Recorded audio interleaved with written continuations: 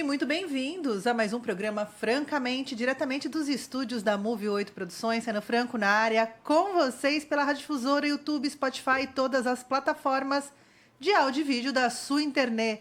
Lembrando que o programa Francamente, ele precisa da sua curtida, do seu comentário para continuar chegando a cada vez mais pessoas. Aqui falamos de arte, cultura, também movimentos sociais e tudo isso que você não está acostumado a ver por aqui, principalmente na região.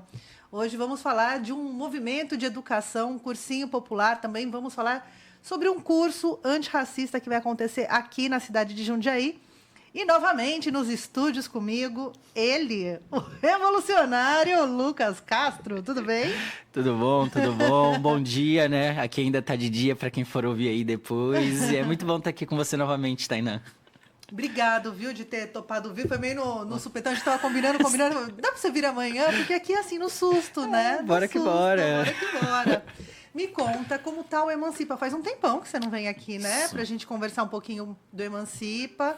Tem um cursinho em Jundiaí que faz parte da rede Emancipa. A gente está numa época de vestibulares aí. Como estão as coisas? Não é isso, né? Aqui em Jundiaí a gente continua com o cursinho popular Lélia Gonzalez, né? Que, enfim, desde o começo do ano aí a gente tá com os nossos estudantes. Nesse momento agora, né, com os nossos estudantes aí talvez um pouco ansiosos, né, por causa que nesse domingo a gente já tem o primeiro dia do Enem, mas também alguns dos nossos estudantes se inscreveram para o vestibular da Unicamp, que foi no último domingo de outubro, né.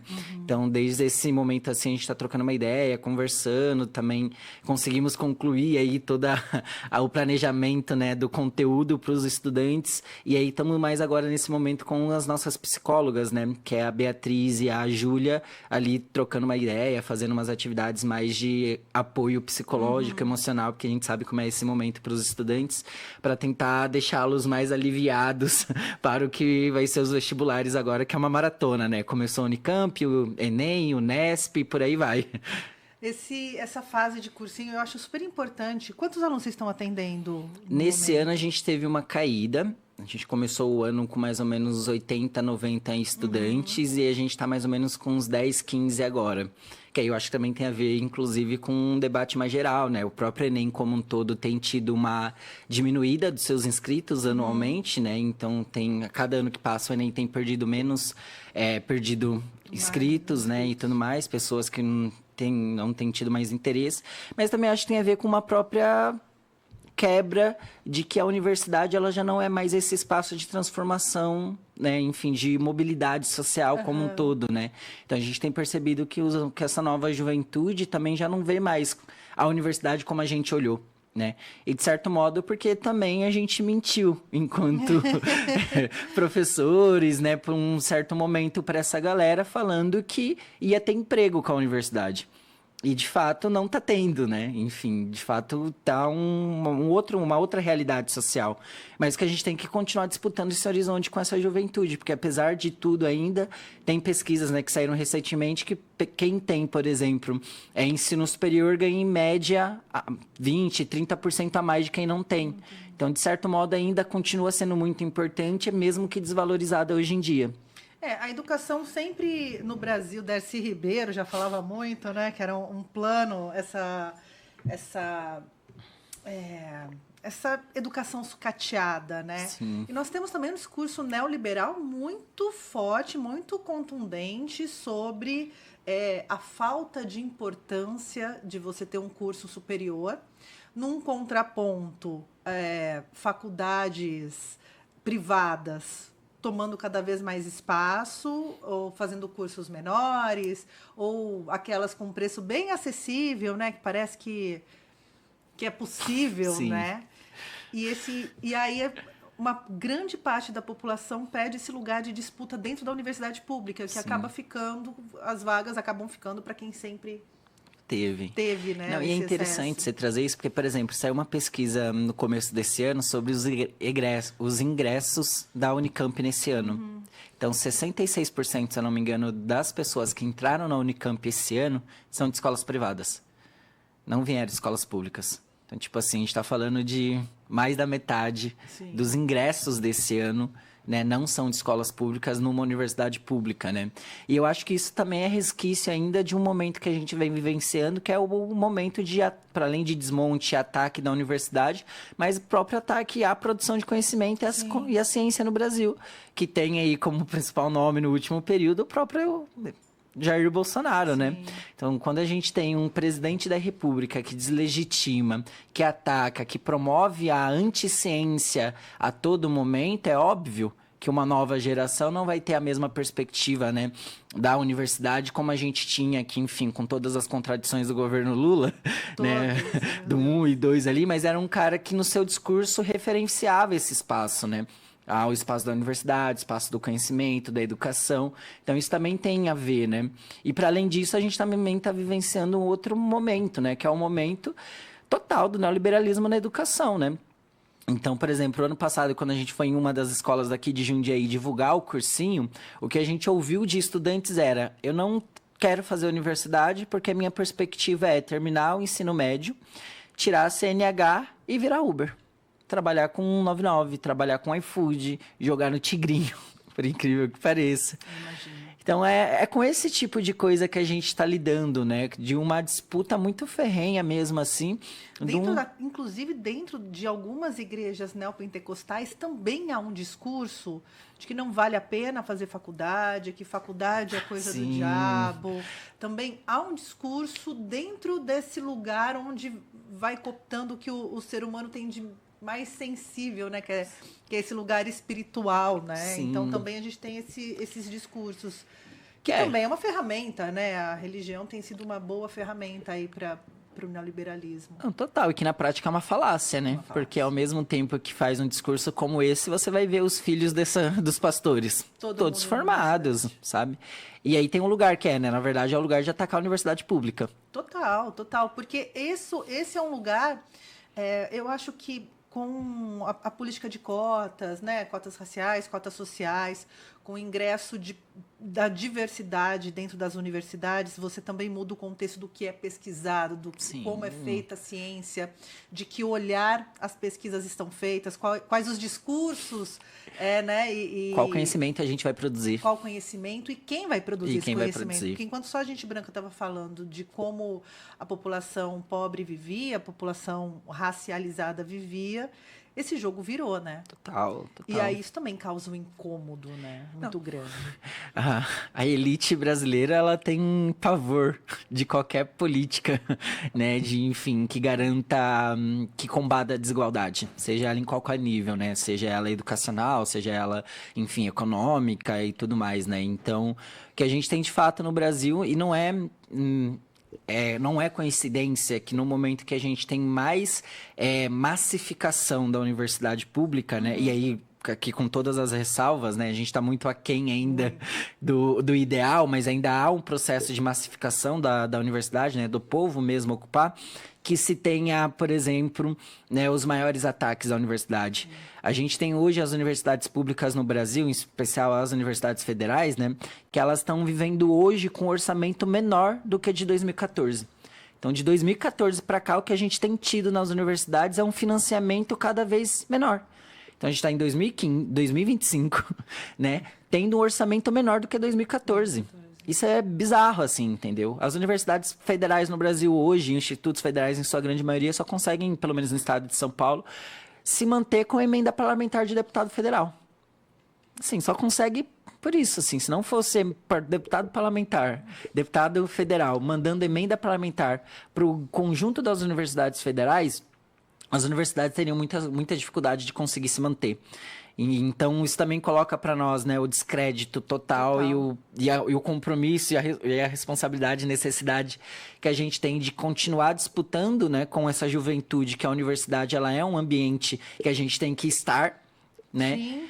Pela ocupação do espaço, que é um espaço público, mas também porque ela ainda continua sendo um espaço de garantir minimamente, né, uma possibilidade de trabalho, né? Mas uma possibilidade também de minimamente de uma mudança, mas de uma dignidade de existência, assim, né? Sim.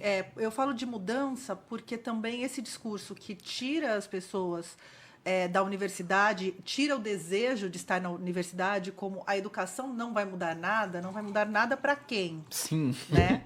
Não vai mudar nada para você que eu não quero que entre.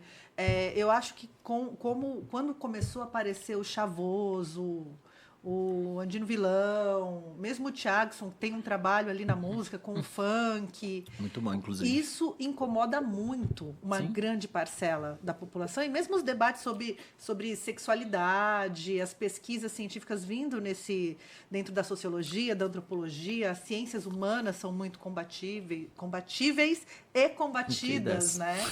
E aí também houve um movimento político de invasão dessas universidades, né? De um descrédito.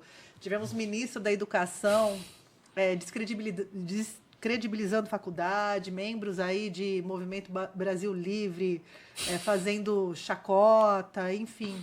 E isso tem um viral dentro das redes sociais que amplifica essa loucura, né? Você não precisa estar aqui, olha, você pode ser dono do seu próprio negócio, seja Uber, seja 99, né? Seja um entregador de aplicativo, ganhe seu dinheiro em casa. E é uma grande falácia, né? Porque aí as pessoas ficam sem ensino. E eu não estou nem dizendo ensino superior, porque o ensino público já está precarizado faz tempo, né? Muito difícil. E aí a mobilidade social não vem, porque não é para vir. A gente tem aí uma estrutura social que não é para a gente pular de um lado para o outro, né? Uma grande camada da população que sai em defesa de bilionários que não se reconhecem nem na pele e nem na camada social que ocupam. Sim. Não, é isso, eu não quero fazer você chorar. É uma situação difícil. Bom aqui me apegar a Paulo Freire, né? Que Paulo Freire falava uma coisa sobre esperançar. E aí ele colocava que esperançar era esse lugar da esperança, mas não nesse lugar da esperança da inatividade. Né, de estamos aqui rezando e orando para que as coisas, esperando que as coisas venham, mas o esperançar enquanto um verbo, né, um verbo de ação. Uhum. Então a gente tem o esperançar como uma ferramenta, né, de disputar e de mobilizar, de enfim, né, ir para uma linha de enfrentamento para que as coisas mudem, né, que o que está posto para nós não nos agrada de maneira alguma. Mas eu acho muito interessante isso que você colocou, né, tanto Chavoso, Thiagson e tantas outras figuras, porque é isso, né? E aí eu acho que tem esse elemento também, né? De que a extrema-direita, né? Aqueles que atacam a universidade pública perceberam que agora que os nossos estão chegando, há um elemento de qualidade, né? Enfim, muito maior para fazer os enfrentamentos. Sim. Né? Então, eu acho que o principal exemplo que a gente tem nesse sentido é a CPI dos pancadões. Sim, foi lindo. Foi tipo assim, Thiagson, o próprio Chavoso, sentando ali para... Mesmo o Salvador da Rima. O Salvador, né? Também que fez falas muito interessantes, assim, né? Chegando ali para sentar e dialogar com a extrema-direita, mostra o quão desqualificados e despreparados são. Que não se sustentam num debate sério, né? Se sustentam numa política moralista, que promove medo, porque no fim... A política do medo é isso, né? Porque a segurança pública é um tema muito sensível. Você estava aqui antes de uma reunião sobre o tema, inclusive. Mas é um tema sensível a todos, Sim. Né? E a extrema-direita usa muito bem essa política do medo, né? Total. E vem de saídas fáceis, né? Então, qual que é o problema da segurança pública no Brasil? É o bandido. Então, o que a gente faz com o bandido? Mata. E quem é o bandido? Quem é o bandido?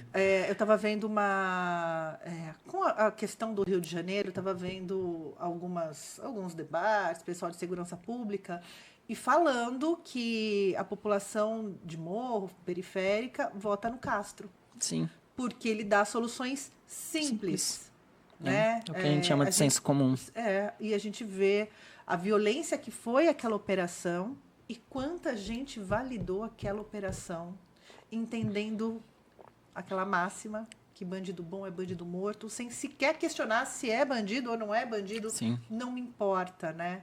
Os corpos no chão já resolvem parte do meu problema. Sendo que o CV não acabou, que quem cuida não está no morro, Sim. Todas as questões, que foi realmente uma questão racializada posta ali, né? Não, total. É que eu acho que é isso, assim, né? E tem muitas contradições em relação a isso, inclusive, né? Porque, de fato, tem uma questão, que é a questão ali do Rio de Janeiro, do próprio... É maravilhoso. Tô mostrando aqui o livro do Thiagson, que é maravilhoso. Muito bom. Leiam. Que tem a própria questão, né? De que, de fato, a questão do crime organizado no Rio de Janeiro, ela é muito... violenta, assim, de certo modo, com a população mesmo, né? Então, as coisas que a gente acaba acompanhando, né, das milícias, do crime organizado ali, isso tem um impacto na vida das pessoas. E por isso também eu acho que há esse sentimento de que a população tem um certo acordo da maneira como se deu a operação. Mas, ao mesmo tempo, a gente também tem o caso, por exemplo, né, de que a maioria das pessoas que foram assassinadas ali, elas não eram, né, investigadas ou não tinham, né, como tava, que era a ideia da operação, que era de fazer busca e apreensão. Tinha né? 100 mandados. 100 mandados, e das pessoas que morreram, nenhuma era, né, estava com esses mandados, né? Então há uma complexidade que é da gente conseguir ter uma caracterização de que, de fato, é uma operação que promoveu um extermínio, né?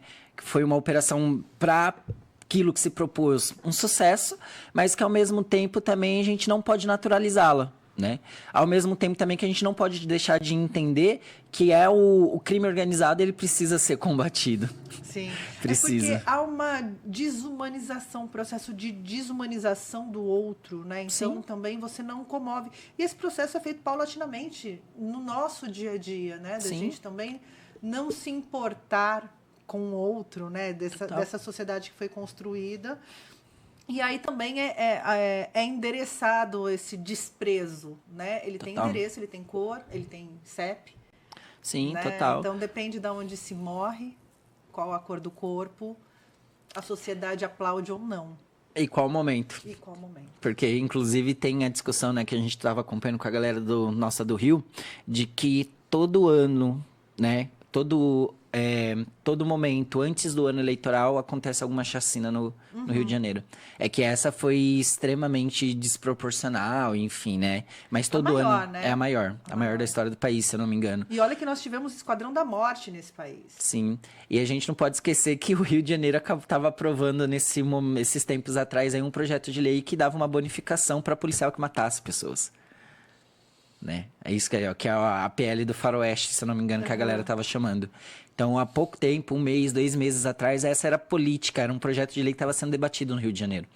E aí, 1 mês e meio, 2 meses depois, a gente tem a maior chacina da história do Rio de Janeiro e do Brasil como um todo. Então, as coisas, elas não acontecem de maneira isolada, né? Não tem essa de que E não é de uma hora para outra também, não é de uma hora para outra. Que as questões tanto de Comando Vermelho, do Terceiro Comando, enfim, ele tem uma história muito construída junto com a política carioca, né? Total. Junto com a polícia, junto com a milícia, junto com a política, tá todo mundo ali muito de mão dada, né? Não, totalmente, né? Mas lembrando, né, que o que você colocou né, a pesquisa ali mostra que, de fato, as pessoas, enfim, legitimaram, né, a chacina, a operação como um todo, com as mortes, inclusive. Mas, ao mesmo tempo, também a pesquisa falava, por exemplo, que as pessoas são favoráveis, por exemplo, a câmeras de segurança, a câmeras nos policiais. Sim. Ao mesmo tempo também que as pessoas compreenderam... Mas pilha, né? Ao mesmo tempo que as pessoas também colocaram que os verdadeiros traficantes estão diretamente ligados com a política do Rio de Janeiro. A gente viu a prisão A gente veio falar de educação, tá, gente? Mas aqui a gente, assim, Tá uma no coisa meio. tá muito ligada à outra, né? Porque, que eu por acho exemplo, inclusive... transversal essa conversa, né? Agora, como é que T. Joias, que era deputado, que foi eleito, sei lá, 5% de quem a gente vota, das pessoas que tomam posse, elas foram eleitas, de fato, com o número de votos. Sim. Aí tem o coeficiente eleitoral, e que tudo daí mais. uma pessoa é bem votada, puxa mais uma galera, Isso, né? E o TJ, que é o Thiago Joias, não sei o nome direito do deputado do Rio de Janeiro, ele estava ali com o Cláudio Castro e ele negociava armas tanto com o CB quanto com o Terceiro Comando tranquilamente. Sim. Assim. Então, esse lugar de achar que não há um envolvimento... Não existe. Que armas de uso militar, passou por onde? Não tem ninguém na fronteira, os caras têm uma fábrica dentro do morro, né? Porque não é possível esse Os lugar, caras têm né? drone, os caras têm fábrica de drone dentro Sim. do morro, porque é isso, né? Não chega, né? Não isso. tem a questão. Não, mas é isso, assim, né? E aí, a coisinha, né? A grande questão que a gente tava falando de universidade, falando de Enem, vestibulares, mas eu acho que casa, inclusive, porque a questão é como é que os adolescentes, a galera que vai fazer o Enem do Rio de Janeiro vai com cabeça no domingo para fazer um Enem agora? Como é que casa? Mas tem um lugar de pertencimento também. É nesse ponto também que você falou aqui das psicólogas que estão trabalhando agora com os alunos à véspera dos vestibulares. Porque tem um lugar que é o material, que é como você chega. Daí eu quero que depois você fale sobre os ônibus e tal, como a gente chega, como a gente acessa fisicamente e como a gente se sente pertencente a esse espaço. Sim. Porque, assim, há 4 séculos estão falando que não, você não pode ocupar esse espaço. Sim, sim. Não, mas eu coloco mais na perspectiva de como, imagina, a juventude do Rio de Janeiro acabou de sair de um processo extremamente violento, onde alguns devem ter perdido, inclusive, amigos, enfim, Parentes. pessoas que eram próximas, parentes. Como é que essa molecada vai com cabeça para fazer uma prova extremamente importante, com a pressão que se tem sobre o Enem, para fazer esse Enem? Mas aí o Enem se torna uma coisa muito... trivial. Né? Não é importante. Neste momento, na ordem de prioridades, né, de uma vida, talvez nem seja importante mais, Sim. de fato, a universidade, porque também não enxergo como aquilo vai, de fato, mudar minha realidade. Entendeu? E a educação ainda é o maior ato revolucionário, né? Sim, sim. É uma ferramenta importante que a gente tem para fazer disputa da sociedade, né? Não, logicamente que a educação, ela também não pode ser responsabilizada nesse nível de achar que as coisas vão acontecer somente e unicamente pela educação. Não. Mas, ao mesmo tempo, ela cumpre um papel importantíssimo. Não tem como descaracterizar isso, né? E aí, o que a gente quer, na verdade, é que a gente consiga ter uma educação que ela consiga, de fato, concretizar uma outra perspectiva de mundo, né? Sim. Então, o que a gente tem hoje no Brasil como um todo é uma educação tecnicista, bancária, naquilo que o Paulo Freire já nos apresentou ali, né? E eu acho que o elemento agora é pior do que da época do Paulo Freire, né? Porque na época do Paulo Freire era bancária, mas ainda ela tinha um lastro de republicanismo, né, de conseguir formar um cidadão que consiga viver em sociedade e tudo mais. Isso também já foi, não está mais dado que a educação ela cumpra esse papel. O papel da educação hoje é formação precária de uma juventude para o mercado de trabalho precário. Então, porque antes tinha, não, tem que a educação para apertar botão, para apertar parafuso. Nem isso. Nem isso. Porque as máquinas estão aí para fazer esse serviço de forma muito mais barata para o dono do capital, né? Total. E não é à toa, por exemplo, que o principal parceiro do Mac hoje é o iFood. O iFood é o principal parceiro do Mac fazendo EJA. O iFood tem trabalhos hoje no Brasil de EJA, que é de formação, né, enfim, para adultos que não concluíram nem o ensino fundamental nem o ensino médio. E aí eu te pergunto, para quê? Simples. O iFood é o quê? É uma empresa de aplicativos, né, enfim, que tem como principal trabalho a uberização, né, o que a gente chama, né, de, enfim, entregas e tudo mais. E você só consegue tirar CNH no Brasil se você tiver ensino médio. Sem ensino médio, você não consegue tirar CNH no Brasil. Então, na verdade, o que está sendo feito... Esse investimento... Então, não é à toa, entendeu? Está se fazendo investimento para ter mais trabalhadores precarizados. Entendeu? É isso. A galera que vai terminar, vai conseguir terminar ali a sua graduação, que eu acho que é importante, não acho que é qualquer coisa, mas nessa perspectiva é para ir diretamente virar trabalhador de aplicativo precarizado depois. Porque não tem outra. Não tem um compromisso do iFood com a educação. Não tem. Não esquece, não tem. Não tem. E não terá. E não né? terá, não isso. terá. Não tem e não terá. Porque o capitalismo fez o que tinha que fazer com a educação, né? É uma mercadoria, né? Tá fazendo. Mercadoria. E é isso, né? Não é à toa que a gente tenha também, por exemplo, o novo ensino médio. O novo ensino médio, ele desmonta qualquer O possibilidade... novo ensino médio veio quando? Foi na época do Alckmin? Não, do Temer. Do Temer? Do Temer. Eu achei que a primeira... Porque as escolas estaduais, obviamente, tem ali, né, pelo governo do estado, mas já tinha alguma coisa Sim. vinda do governo do estado antes, que já dava uma mexida na educação, e depois veio... A primeira proposta é do Michel Temer, em 2016, se eu não me engano. 2016. Aí ele apresenta uma primeira medida, enfim, teve um certo espaço de disputa e tudo mais. Aí no estado de São Paulo, né, em 2018, começa a ser implementado pelo João Dória, se eu não me engano. Naquela época era o João Dória, governador, não era? O Tarcísio assume em 22. Só olho piscando aqui, ó. Enfim... e aí no estado de São Paulo começa a ser implementado a partir de 2017, 2018 ali mais ou menos, né?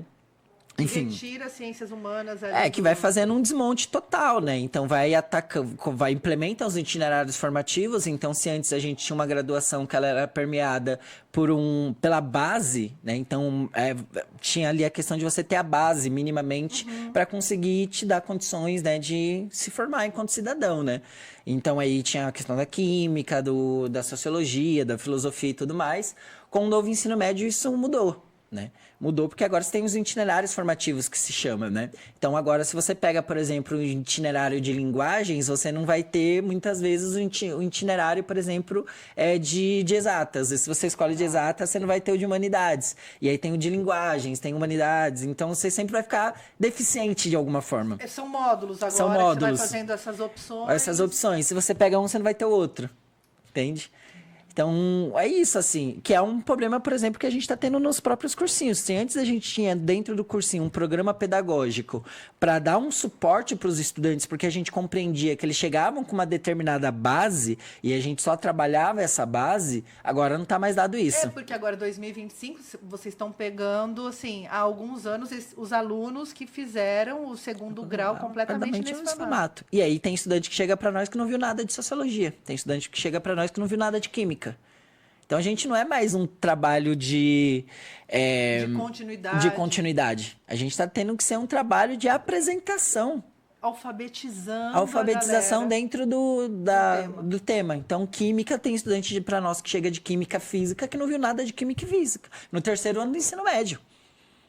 E aí, a gente tem que pegar e fazer todo um trabalho do começo do ano de apresentar para esses estudantes. Porque não está tendo. Tem estudante que não está tendo, sei lá, filosofia. E aí chega para nós sem nada de filosofia do ensino médio, no terceiro ano do ensino médio. E a gente tem que pegar e trabalhar. Então a gente está tendo que também sofrendo uma pressão, de acordo com o novo ensino médio, de mudar todo o nosso cronograma pedagógico para conseguir dar condições concretas para que esse estudante chegue com mais capacidade de fazer o Enem. E o vestibular continua o mesmo. E o vestibular continua o mesmo. Não mudou. Não mudou.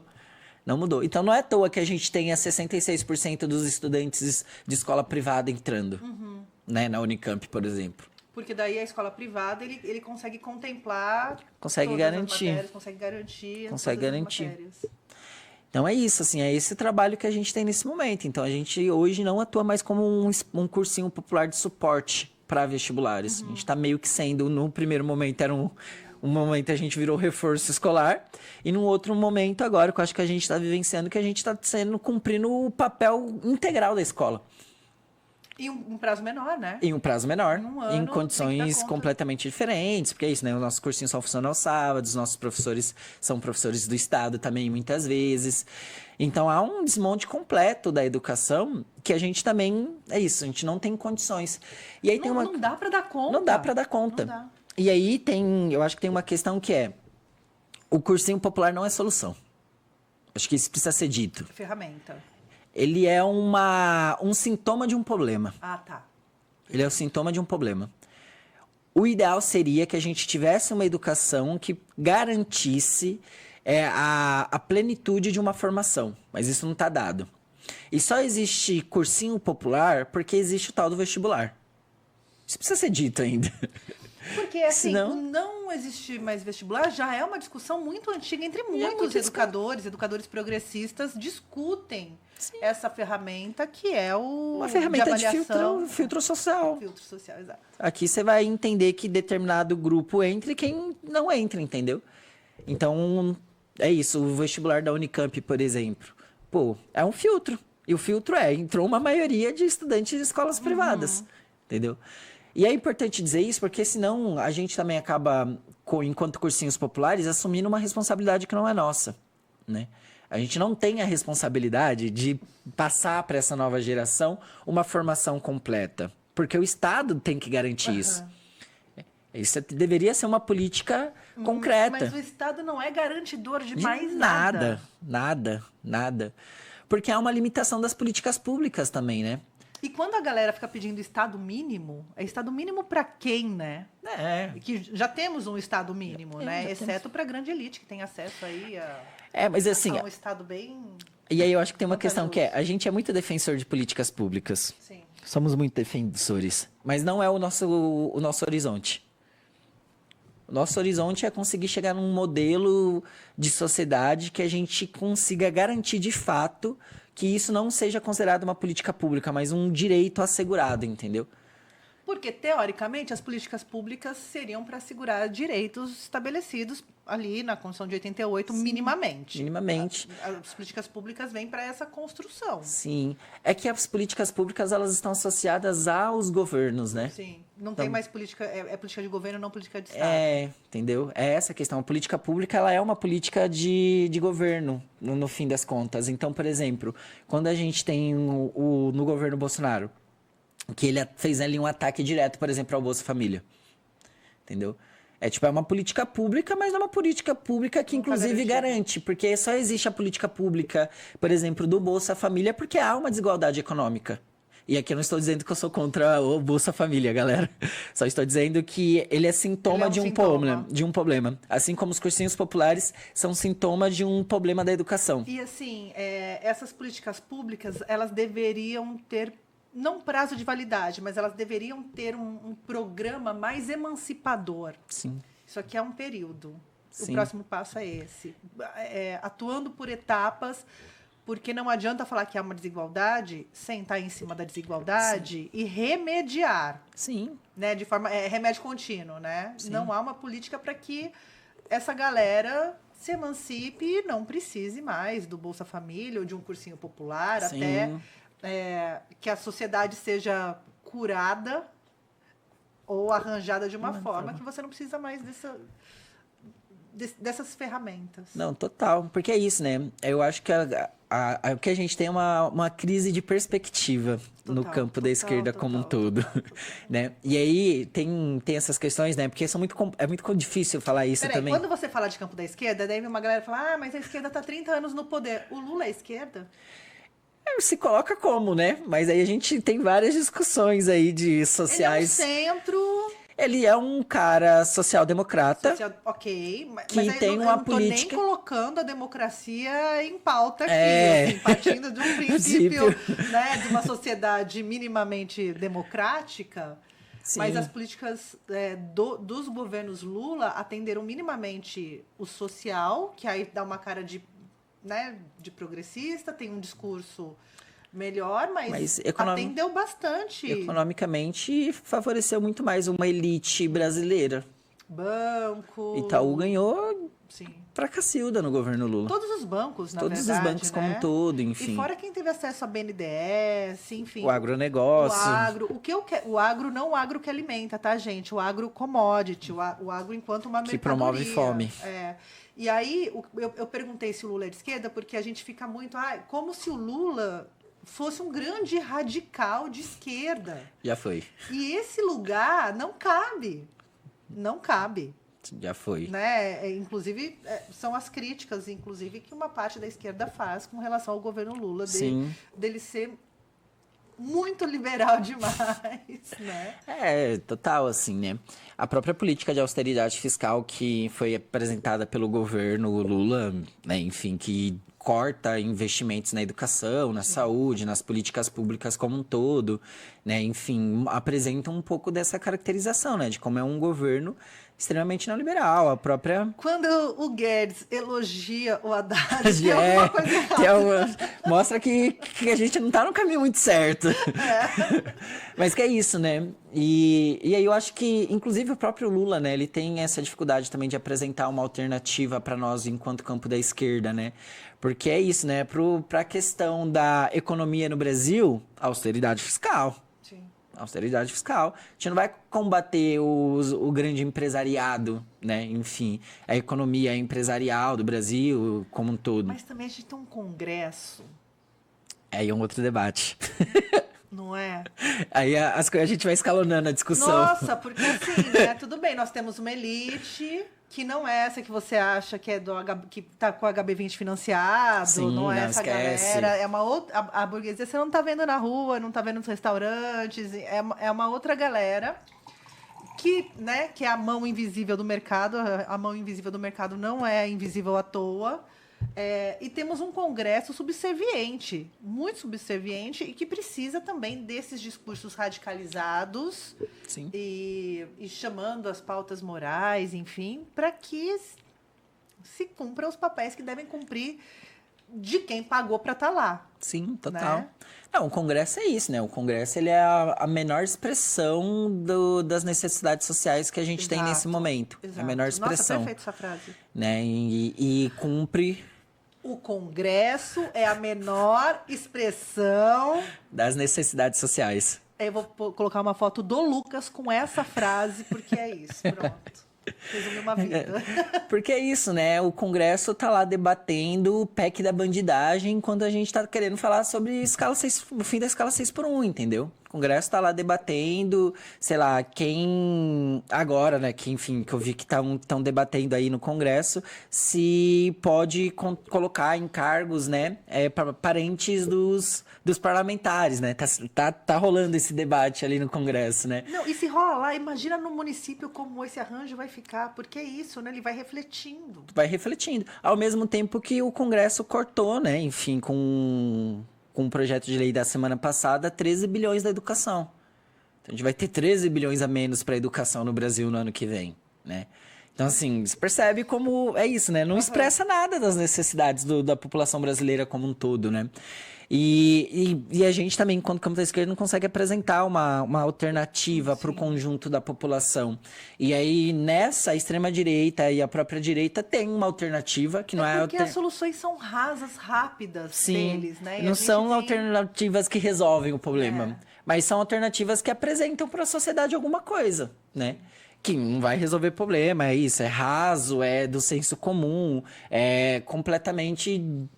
muitas vezes desconectada da realidade também. Total.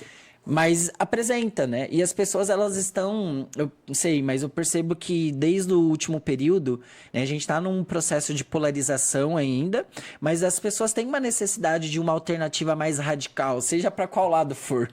E eu acho que esse é um senso que está sendo disputado, né? Muito mais pela extrema-direita, pela direita, do que pelo nosso campo. Mas que eu acho que é um senso que está sendo disputado em uma linha radical, numa perspectiva de... soluções mesmo, né? Enfim, as pessoas sabem que a vida tá ruim. As pessoas sentem isso na pele. Só que é isso, né? O que a gente apresenta, o que a extrema-direita apresenta, né? O que é mais viável, o que disputa mais o horizonte e o imaginário do conjunto da população. Eu acho que é esse um pouco da dificuldade que a gente tem. Amanhã, né? É o que resolve para amanhã, porque a necessidade é do agora. Sim. Né? A necessidade de comer, de trabalhar, enfim, é do agora, não é tipo daqui uma semana. Então acho que tem um pouco dessa questão, né? Enfim. Dessa dificuldade. Voltando ao cursinho, a nossa pauta principal. Gente, é porque assim, não dá para dissociar uma coisa da outra, né? Sim. Você estava discutindo aqui, falando, né, que vão fazer uma carta conjunta para acesso a transporte público gratuito, né, para os alunos de cursinho. Já rolou isso em outros anos? Como se dá essa relação com as prefeituras, né, com o governo? Então, a gente fez, né, essa proposta o ano passado, aqui na cidade de Jundiaí. A gente tem uma relação muito dinâmica, né, de construção com o mandato da deputada federal Sâmia Bonfim. né, enquanto Rede Emancipa, aqui em Jundiaí. Já esteve aqui neste programa. E que pode vir novamente. Quando ela quiser, imagina. E aí a gente apresentou aqui para a cidade de Jundiaí no ano passado essa proposta, pedindo no ano passado, o Luiz Fernando, que era o atual prefeito, que ele fizesse no domingo, né, do Enem, um passe livre, né, nos ônibus da cidade, para que os estudantes tivessem condições, né, enfim, concretas, de irem para os lugares para as escolas fazerem prestar o vestibular, o Enem como um todo, né? Não foi atendido o pedido, né? Mas a gente vai pedir novamente esse ano, né? E esse ano a gente vai fazer um pouco mais regionalizado aqui. Então a ideia é que a gente peça via mandato da Sâmia junto com o mandato da Mariana Conte, né? Que também esteve aqui recentemente. Para a cidade de Jundiaí, Campinas, Sorocaba e para MTU. Porque aqui na região também tem a própria MTU e tudo mais, para que eles possam fazer, né, disponibilidade do passe livre para que os estudantes possam ir fazer o vestibular sem ter mais um tipo de impedimento, porque parece que é pouca coisa, mas não é, né? A gente está falando de uma juventude que muitas vezes realmente não tem grana, entendeu? E é isso, às vezes acabou se inscrevendo num cursinho, numa escola para fazer o Enem, que é distante e tudo mais. Então, cumpre com um papel importante da gente conseguir garantir, pelo menos no domingo do Enem, que tenha passe livre para que os estudantes possam fazer.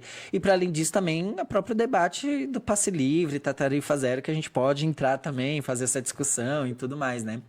Que é importante discutir essas questões de mobilidade, né? As licitações de transporte público são licitações que são contratos longos, né? De 20, 25, 30 anos, não sei. Então, assim, a gente precisa fazer essa discussão, né? E é a própria lógica do Brasil, né? De terceirizar O que não privatiza, terceiriza nesse país. Eu esqueci a palavra agora, me sumiu. Mas terceirizar as responsabilidades que são propriamente da prefeitura. Então, a prefeitura deveria tomar conta da questão, né, do transporte público. Porque, inclusive, é um transporte público, não já tinha transporte público, né? Mas não, vai terceirizando, né? Enfim, assim como terceiriza também a própria saúde, como terceiriza a assistência social. Educação mesmo, com a educação de creches, como um todo, né? Que é o grande debate agora na cidade, né? Da terceirização, né, das gestões das creches na cidade, mas também da própria educação como um todo, e de que na prática não resolve nada, né? Enfim, só coloca dinheiro público para empresários, enfim, grandes empresas enriquecerem com dinheiro público, quando a gente poderia fazer uma administração, organização direta, que seria o mais ideal, inclusive, né? Com, por exemplo, concursos públicos, com profissionais capacitados, toda essa questão que a gente já conhece, que é extremamente importante, mas que, enfim, vai se indo ainda para essa lógica da terceirização, que a gente tem várias críticas e que abre margens inclusive, para corrupção, para todo tipo de esquema possível. Quando você coloca o dono da Multilaser como secretário de Educação, né? Então, você vai vendo para onde estamos caminhando, né? Um grande empresário que tem interesse não na educação, mas na venda de seus produtos, grande lobby, nos contratos, né?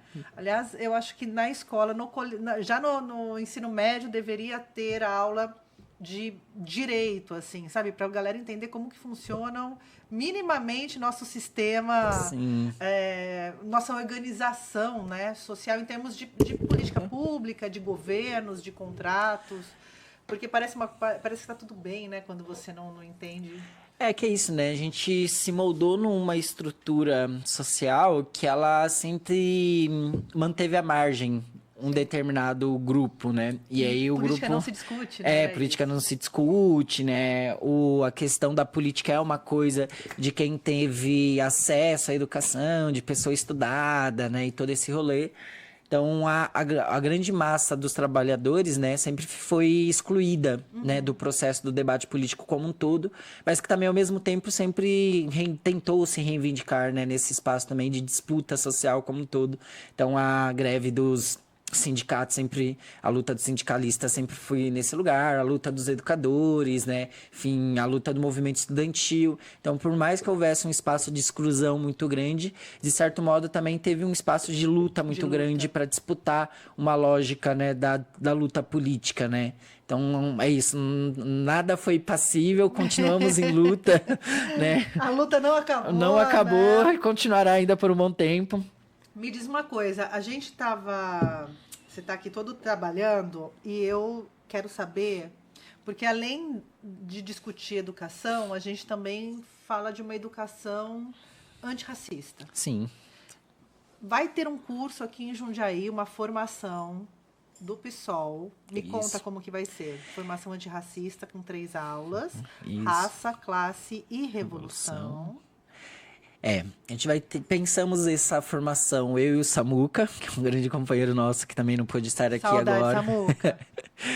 E a gente conversou, né, dentro do pessoal, a necessidade de se ter um espaço na cidade que conseguisse fazer minimamente um debate acerca da questão racial no Brasil como um todo, né? Eu tô na militância em Jundiaí desde 2019, se eu não me engano, né? E se eu não me engano, eu acho que a gente nunca teve um espaço de uma formação antirracista na cidade, né? Então isso também mostra a necessidade de se ter esse espaço, né?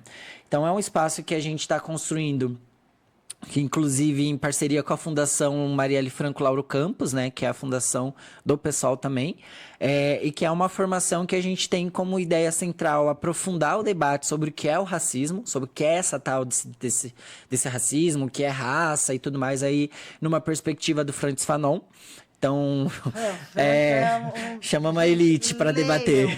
Leiam, é super importante, eu acho que ele é um dos maiores filósofos do contemporâneo do século XX, assim, porque ele lutou Segunda Guerra Mundial, ele nasceu em Martinica, isso, que era colônia francesa, se entendia enquanto francês, sim, até começar até ir para a França e se entender como negro, né? Sim.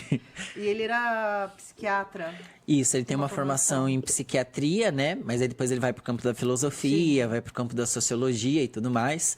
E foi um cara que participou ali ativamente do processo da Revolução Argelina, né? Que é onde, inclusive, ele começa ali a aprofundar, né, o seu ele era conhecimento. Pan-africanista, Isso. que é um debate até hoje, né? Que é necessário fazer.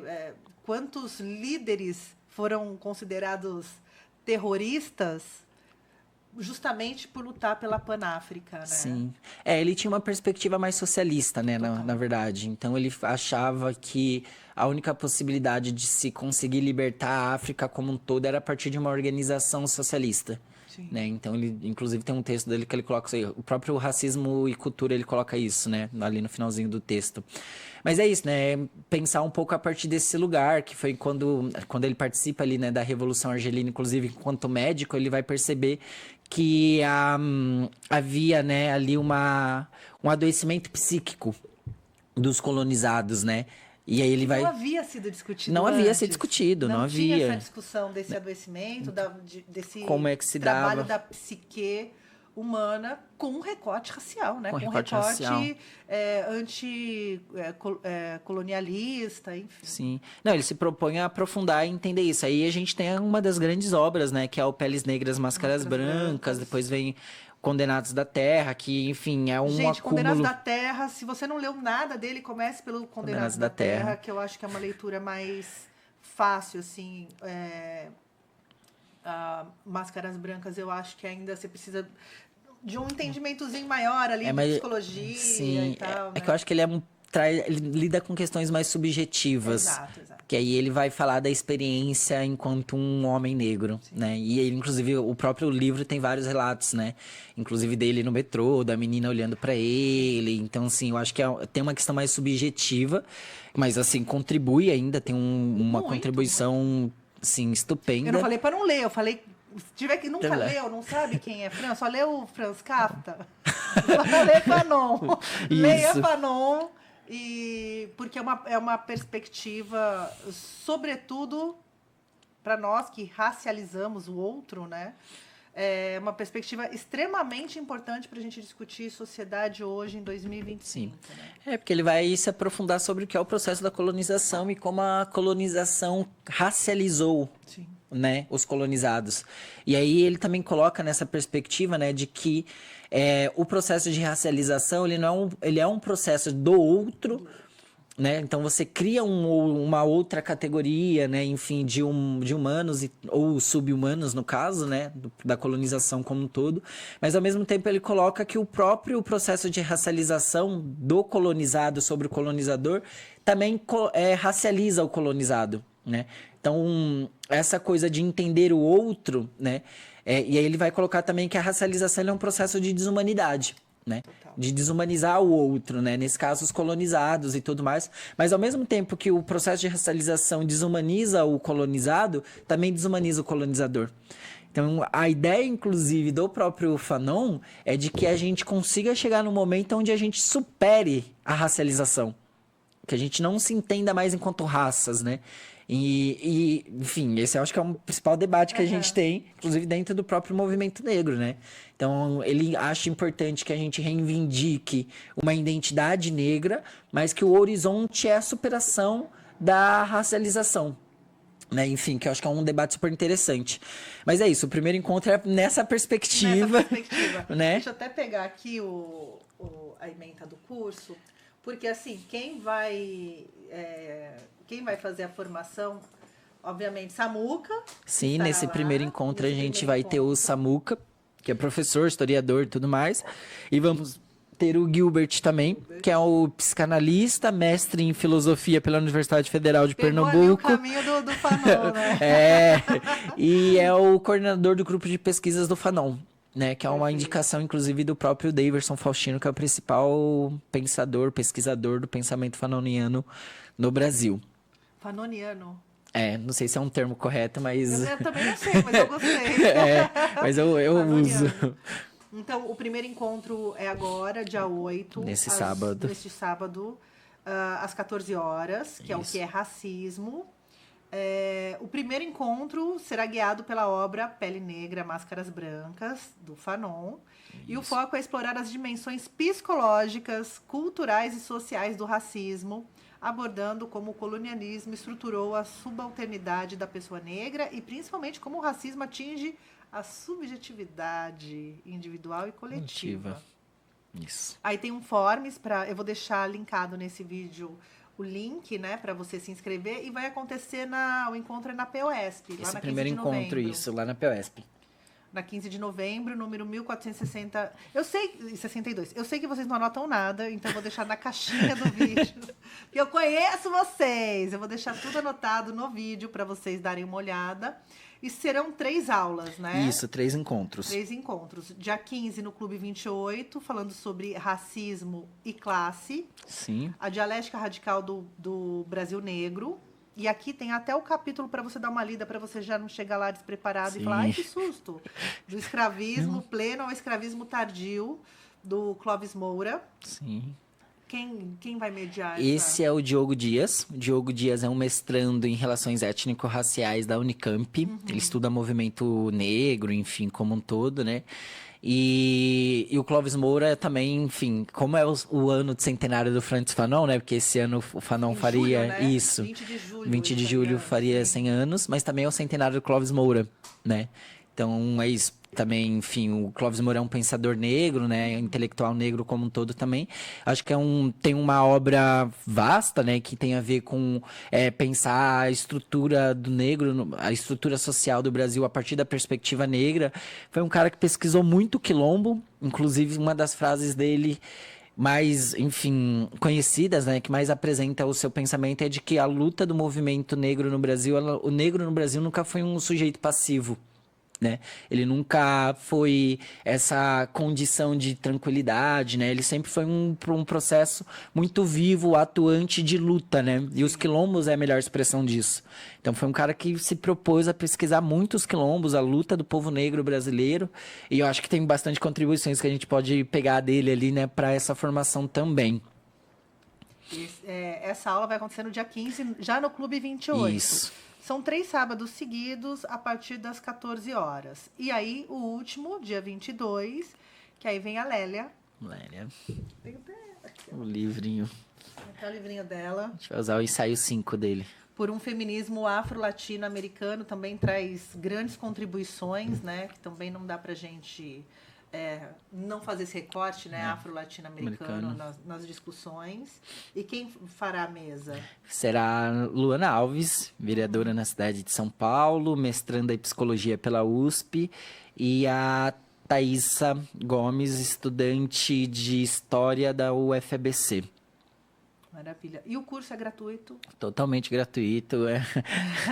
Para você que tem um compromisso aí com a questão racial, se aprofundar e, enfim, vir contribuir na luta com a gente. E é gratuito e vai ter certificado também, Vai né? ter certificado pela Fundação Marielle Franco, Franco. Lauro Campos. Conseguimos também essa parceria aí para dar umas horinhas aí para quem quiser.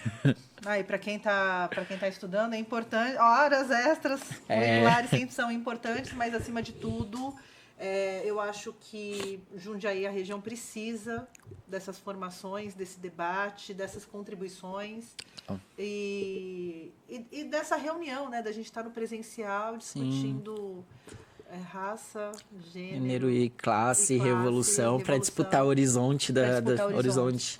Não, e é isso, né? Porque aí eu tenho uma caracterização um pouco de que a gente tá meio travado enquanto movimento negro, né? No Brasil como um todo, enfim, né?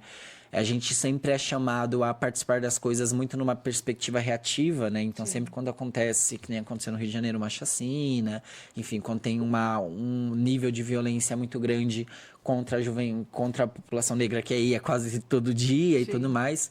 Mas aqui em Jundiaí a gente não tem também uma atuação muito contínua, né, do movimento negro como um todo, né, do conjunto do movimento negro. Mas há um conjunto do movimento negro aqui na região? Há uma unidade? Porque, assim, obviamente são vários grupos que atuam ali, né? Tem um grupo na OAB, tem a secretaria, uma diretoria, né? Não é uma secretaria. Sim, coordenação. Que, inclusive, tem uma camarada muito valorosa lá, que é a Andréa Pereira, né? E assim, a gente tem várias frentes, mas há uma união, assim, em relação às pautas a serem em relação à marcha.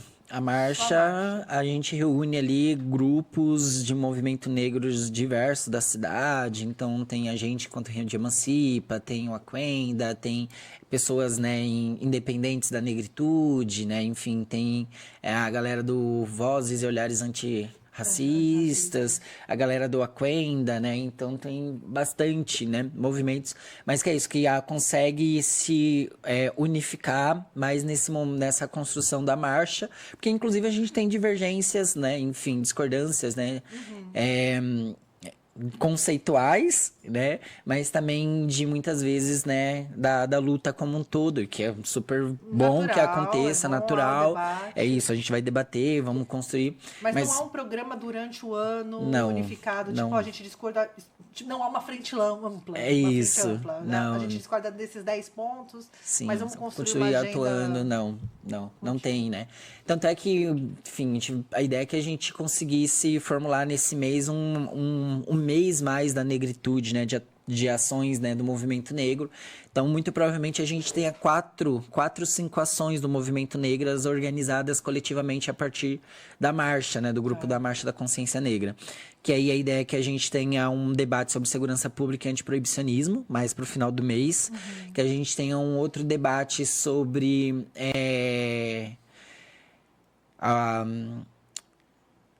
as culturas populares negras com uma oficina de dança africana e um outro debate sobre comidas tradicionais, né? Então, a gente está meio que organizando um pouco nesse lugar, para além da marcha, né? Para além de ocupação da própria Câmara Municipal, de audiência pública que vai ter agora, se não me engano, chamado pelo mandato da Mariana Janeiro, né? Uma audiência pública para debater, se não me engano, a política... antirracista da cidade como um todo. Então, estamos aí organizando minimamente, mas também é uma primeira experiência, né, mais para além da construção somente da marcha. Né? Que até então a gente construía mais unificamente... Mais um evento do que a marcha enquanto uma ação de luta, né, que também era um evento e tudo mais. Mas é isso. E os outros espaços que a gente chegou a ter também foram espaços mais ligados a coisas mais institucionais, né? Então, a comissão, né, enfim, que ali tirou os delegados que vão participar da conferência, da negritude e tudo mais, que aí são espaços mais institucionais que cumprem, do fórum. Acompanhei. Isso, que cumprem um papel importante, né, que é um papel de, enfim, de debate, elaboração também na perspectiva das políticas públicas, mas que eu acho que a gente tem uma atuação menos enquanto movimento, sabe? Que aí é o espaço que mais me interessa, que eu mais procuro atuar, né? Então, acho que estamos aí nesse processo de elaboração também. Maravilha. Falando em espaços que você atua, tem o Emancipa... Axé. Axé. Eu fiquei com... Eu falei, será que é Emancipa Axé? Como que anda o... Então, né, a gente, enquanto Rede Emancipa, o Movimento Social de Educação Popular, a gente vai construindo espaços de organização e luta, né? Então, os cursinhos populares é um espaço de organização e luta que a gente constrói. A gente tem a Universidade de Emancipa, que é um espaço que a gente constrói a partir das universidades. A gente tem a Emancipa Saúde, que se propõe a pensar a saúde numa perspectiva biopsicossocial. Então, recentemente, quando o Lula fez ali, né, a fala que pegou super mal, né, enfim, falando que os traficantes eram vítimas dos usuários e tudo mais, a gente teve uma posição a partir do nosso núcleo, referenciando o antiproibicionismo, referenciando a redução de danos, né, enfim, que é um debate que a gente faz e tenta acumular também. E também o próprio Emancipa Axé, que a gente constrói com as comunidades de matrizes africanas, né? Então, é um espaço de articulação entre as comunidades de matrizes africanas numa perspectiva de fazer uma luta contra o racismo religioso. E aqui a gente usa racismo religioso e não intolerância religiosa, porque o que as comunidades de matrizes africanas sofrem não é intolerância, né? A gente não vê, por exemplo, os budistas, né, por exemplo, sendo atacados por serem budistas. A gente não vê os espíritas sendo atacados, né, os kardecistas sendo atacados por serem kardecistas e espíritas, né? O que se tem é um ataque, né, às comunidades de matrizes africanas por serem uma expressão na sociedade brasileira de uma ideologia negra. Sim. Né? Está dado, assim. Então, por isso que a gente não usa o termo intolerância religiosa, porque as comunidades de matrizes africanas sofrem. O que as comunidades de matrizes africanas sofrem é racismo religioso e precisa ser entendido dessa forma para que a gente consiga, inclusive, criar, né, enfim, políticas públicas, consiga, enfim, criar jurisprudência, né? Que a gente, assim como a Renata Palutini nos diz, né, a nossa advogada do Teiro existe, para que consiga de fato pensar, né, e assegurar os direitos das comunidades de matrizes africanas. Não, e até judicializar isso da forma correta, judicializar. né? É racismo, não é intolerância religiosa, porque você tem uma mudança de pena. Isso. E assim, o racismo está posto porque dificilmente alguém vai preso, né? A gente vê casos com grande repercussão, né? Casos de racismo com grande repercussão midiática que tem ali algum desfecho, mas na maioria dos casos passa despercebido. E é isso, né?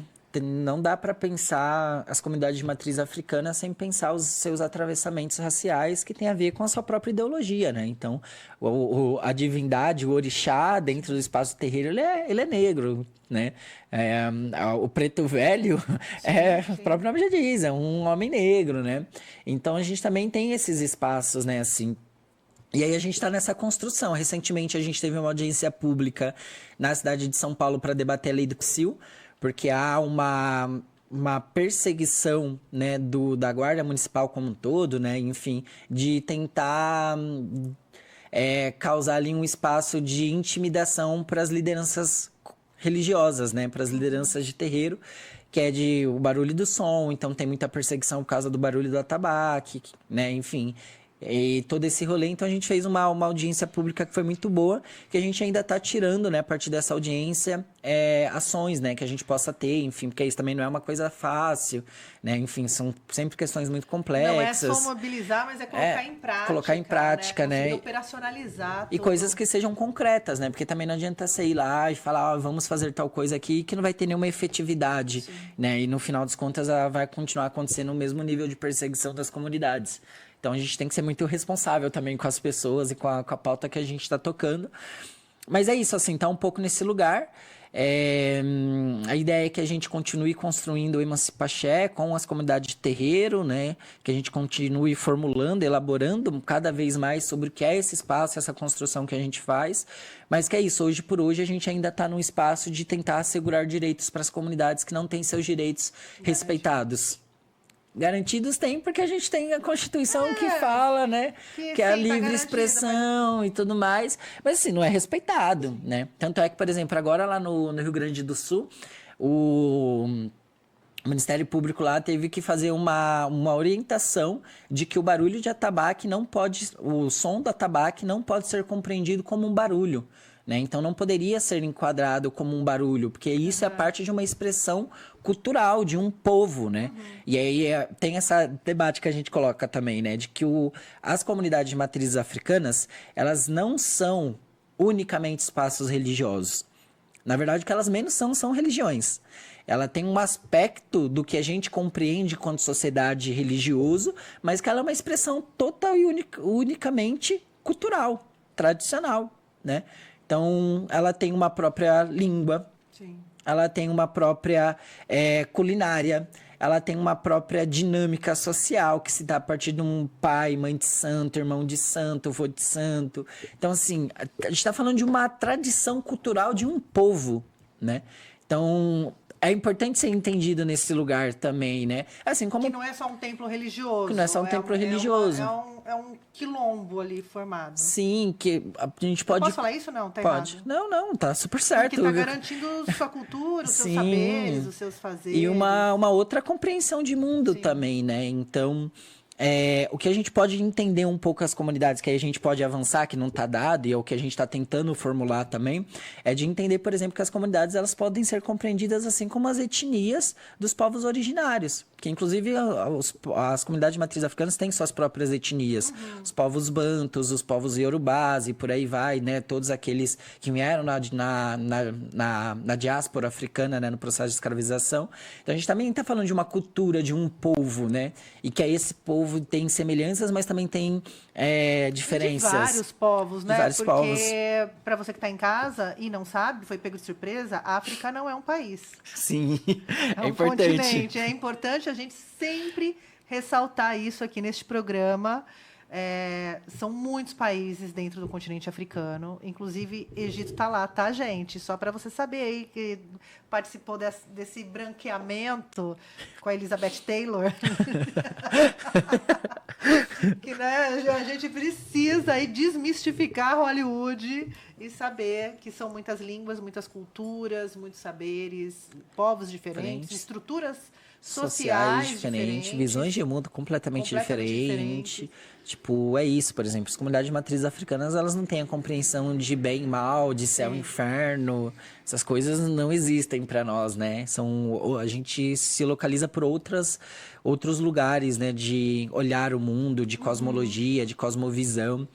E é isso, né? Um pouco das discussões que a gente tenta ter nesse espaço também não são fáceis, super complexas. Mas é isso, alguém precisa fazer. Alguém precisa fazer. E nesse momento somos nós que estamos fazendo. Você abraça todas as lutas, não sei como dar conta. Ele está aqui, mas ele também está em 2 reuniões aqui. E é isso, gente, eu preciso liberar o Lucas. Não, fica tranquila. Mas é isso, a gente tá na luta, estamos na luta. Pra galera achar um pouco, a galera que quer conhecer mais sobre essas lutas, esses movimentos, que quer entender, quer participar, tá fazendo um TCC, seja lá como for, né? Quem está nos ouvindo quer saber um pouquinho mais sobre essas construções, sobretudo na área da educação, como te acha, como acha Emancipa, onde vocês estão... Olha, nas redes sociais, a gente tá como Rede Emancipa, no Instagram, Twitter, não é mais Twitter, né? O X agora. TikTok, é só procurar lá Rede Emancipa que vocês nos acharão enquanto movimento social. Me procurar tá mais fácil, é Lucas Castro, né? É só você entrar ali no Instagram, Lucas Castro. Vai estar como CAASTRXX. Eu vou mudar em algum momento. Vai ter que mudar, porque, gente, o soletrando não tá rolando. Mas basicamente é uma abreviação para Castro, só que no lugar do O ali, você coloca o XX. Mas é isso, estamos aí, né? para conseguir construindo, fazendo lutas, que eu acho que é extremamente importante, né? Não tem outra possibilidade da gente se manter enquanto, né, apáticos, né, ou alheios aos processos históricos, políticos, sociais que estão acontecendo. E é isso, venha conhecer a Rede Emancipa, venha conhecer o trabalho que a gente vem construindo e fazendo ao longo desse ano, que não é nada dos anos, não é nada fácil, mas que a gente constrói. Aí há muito suor e convicção revolucionária. Gente, enquanto a gente às vezes se acomoda, né, com as discussões que rolam bem na nossa frente, tem gente que está ali, ó, construindo horizontes, porque é sobre isso, né? Construir novos horizontes, não esse que nos é apresentado. Obrigada. De novo, que agradeço, obrigada. Querida, pelo convite. Muito Conta bom. sempre com Francamente. Pode deixar. Eu vou deixar linkado aqui outras conversas, outras passagens do Lucas aqui pelo Francamente. O pessoal do Emancipa tá pelo menos uma vez por ano aqui no Francamente. Mas é isso. Vou deixar linkado para você. Também vou deixar todas as informações sobre o curso, que vai acontecer agora, a partir do dia 8/11, em Jundiaí. Raça, classe... E revolução. Vou deixar tudo linkadinho aqui. E aí a gente se encontra. Já me inscrevi para o curso, tá, gente? Aí a gente se encontra lá. E é isso. Bora. Vou ficando por aqui. Fiquem bem. Bebam água. E tchau. Francamente, com Tainan Franco.